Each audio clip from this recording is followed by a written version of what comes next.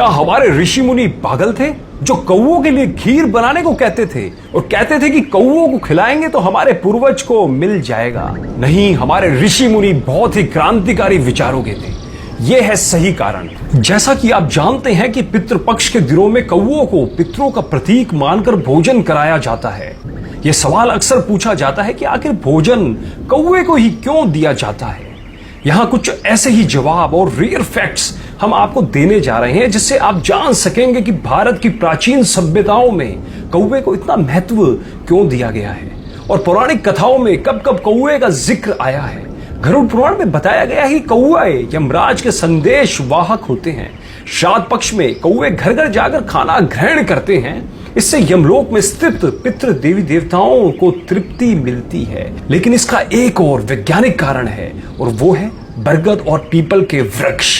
ये दोनों वृक्षों के टेटे कौवे खाते हैं और उनके पेट में ही बीज की प्रोसेसिंग होती है। बिल्कुल सही कह रहा हूं, कौवे के पेट में इन बीजों की प्रोसेसिंग होती है और तब जाकर बीज उगने लायक होते हैं। उसके पश्चात कौवे जहां जहां बींट करते हैं, ध्यान दीजिएगा, कौवे जहां जहां बींट करते हैं वहां वहां पर यह दोनों वृक्ष उगते हैं। दोस्तों, आपको एक बात और बता दूं, पीपल केवल जगत का एकमात्र ऐसा वृक्ष है जो राउंड द क्लॉक ऑक्सीजन यानी O2 छोड़ता है और बरगद के औषधि गुण अपरंपार है। देखो, अगर अब ये दोनों वृक्ष को अगर हमें उगाना है तो बिना कौवे की मदद से संभव नहीं है, इसलिए कौओं को बचाना पड़ेगा। अब आपको एक बात और बताता हूं कि मादा कौआ भादो महीने में अंडा देती है और नवजात बच्चा पैदा होता है। तो इस नई पीढ़ी के उपयोगी पक्षी को पौष्टिक और भरपूर आहार मिलना जरूरी है। इसलिए हमारे प्राचीन ऋषि मुनियों ने कौओं के नवजात बच्चों के लिए हर छत पर श्राद्ध के रूप में पौष्टिक आहार की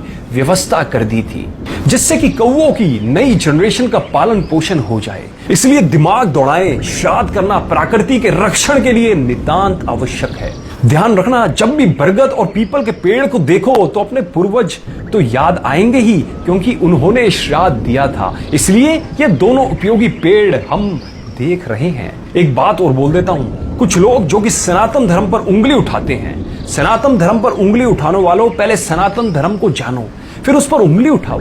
जब आपके विज्ञान का कुछ भी नहीं था, हमारे सनातन धर्म को पता था कि किस बीमारी का इलाज क्या है, कौन सी चीज खाने लायक है, कौन सी चीज खाने लायक नहीं है। अतः ज्ञान का भंडार है हमारा सनातन धर्म। हमारे समस्त वेदों में, हमारे समस्त पुराणों में ज्ञान का भंडार भरा पड़ा है और उनके नियम विदेशी शिक्षा पद्धति में पढ़ के केवल अपने पूर्वजों ऋषि मुनियों के नियमों पर उंगली उठाने के बजाय उसकी गहराई को जानिए और आपको पता लग जाएगा कि वो लोग कितने वैज्ञानिक थे।